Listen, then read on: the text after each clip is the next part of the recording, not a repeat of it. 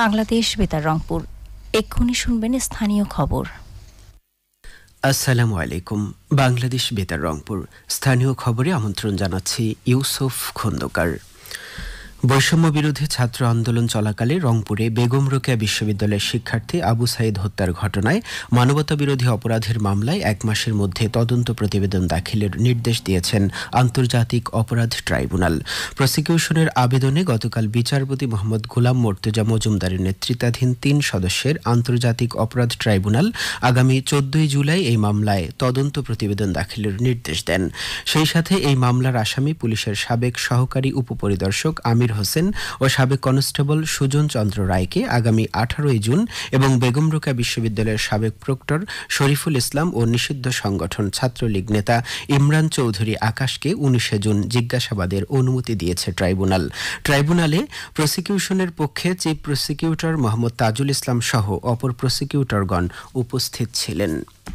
লালমনিরহাট জেলা উন্নয়ন ও সমন্বয় কমিটির মাসিক সভা আজ সকালে কালেক্টরেট সভাকক্ষে অনুষ্ঠিত হয়। Deputy commissioner H M. Rakib Haider এতে সভাপতিত্ব করেন। সভায় জেলার অনগ্রসর এলাকাগুলো উন্নয়নের আওতায় আনতে বিভিন্ন পদক্ষেপ গ্রহণ করা হয়। পরে একই স্থানে জেলা আইসিটি কর্ণধার ও পরিবার পরিকল্পনা কমিটির পৃথক সভা অনুষ্ঠিত হয়। পবিত্র ঈদুল আজহার 10 দিনের ছুটিতে রোস্টার ডিউটির মাধ্যমে রংপুর ও লালমনিরহাট জেলায় 40টি ইউনিয়ন স্বাস্থ্য ও পরিবার কল্যাণ কেন্দ্রে 161 জন প্রসূতির বিনামূল্যে নর্মাল ডেলিভারি সম্পূর্ণ করা হয়েছে। এর মধ্যে রংপুর জেলার 23টি ইউনিয়ন স্বাস্থ্য কেন্দ্রে 77 জন এবং লালমনিরহাট জেলার 17টি ইউনিয়ন স্বাস্থ্য কেন্দ্রে 84 জন গর্ভবতী মায়ের বিনামূল্যে নর্মাল ডেলিভারি সম্পূর্ণ করা হয়। এই কর্মসূচির আওতায় ঈদের দিনও 14 জন প্রসূতির নর্মাল ডেলিভারি করা হয়েছে। পরিবার পরিকল্পনা অধিদপ্তরের রংপুর বিভাগীয় উপপরিচালক মোহাম্মদ সাইফুল ইসলাম জানান, জরুরি মা ও শিশু স্বাস্থ্য কর্মসূচির অধীনে স্বাস্থ্য ও পরিবার কল্যাণ বিভাগের জননী প্রকল্পের আওতায় এই কার্যক্রম পরিচালনা করা হয়। লালমনিরহাটের কালীগঞ্জ উপজেলার উত্তর বাংলা কলেজ জাতীয় বিশ্ববিদ্যালয় কর্তৃক মডেল কলেজ হিসেবে স্বীকৃতি লাভ করায় গতকাল এক উৎসবের আয়োজন করা হয়।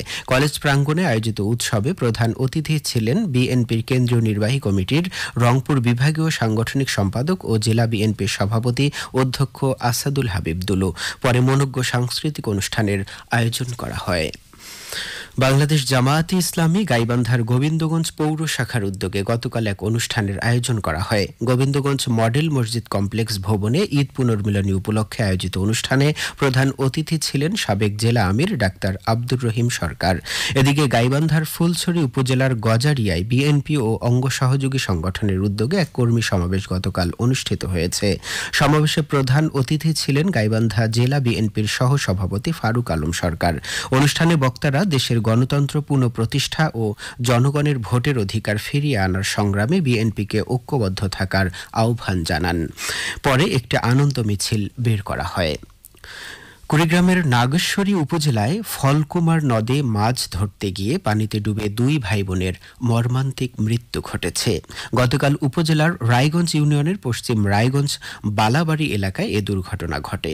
ছোট জাল নিয়ে নদে মাছ ধরতে গিয়ে পানিতে ডুবে 2 শিশু মামাতো ভাই ইব্রাহিম আলী ও ফুফাতো বোন তাবাসসুমের মৃত্যু হয়।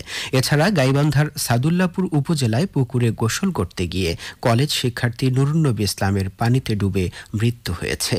গতকাল উপজেলার কামারপাড়া ইউনিয়নের খামারবাগচি উত্তরপাড়া গ্রামে এই দুর্ঘটনা ঘটে। এদিকে জয়পুরহাটে গতরাতে এক সড়ক দুর্ঘটনায় 1 জন নিহত ও 5 জন আহত হয়েছেন। পৌর শহরের খঞ্জনপুর মিশন এলাকায় ট্রাক, ট্রাক্টর ও অটোরিকশার ত্রিমুখী সংঘর্ষে এই দুর্ঘটনায় অটোরিকশা চালক ইদ্রিস আলী ঘটনাস্থলে নিহত এবং অটোরিকশার 5 যাত্রী আহত হন। রংপুরের জিআই পণ্য খ্যাত হাড়িভাঙ্গা আম বাজারে আসতে শুরু করেছে। প্রতিবছর এই আম জুনের 20 তারিখে আনুষ্ঠানিকভাবে বাজারজাত হলেও এবার তীব্র তাপ প্রবাহের কারণে আগাম আম সংগ্রহ শুরু করেছেন চাষি ও ব্যবসায়ীরা। জেলার মিঠাপুকুর, বদরগঞ্জ ও সদর উপজেলা সহ এই অঞ্চলের বিভিন্ন বাগান থেকে পাইকারি ব্যবসায়ীরা হাড়িভাঙ্গা আম সংগ্রহ করে ঝুড়িতে ভরে দেশের বিভিন্ন স্থানে বাজারজাত করছেন।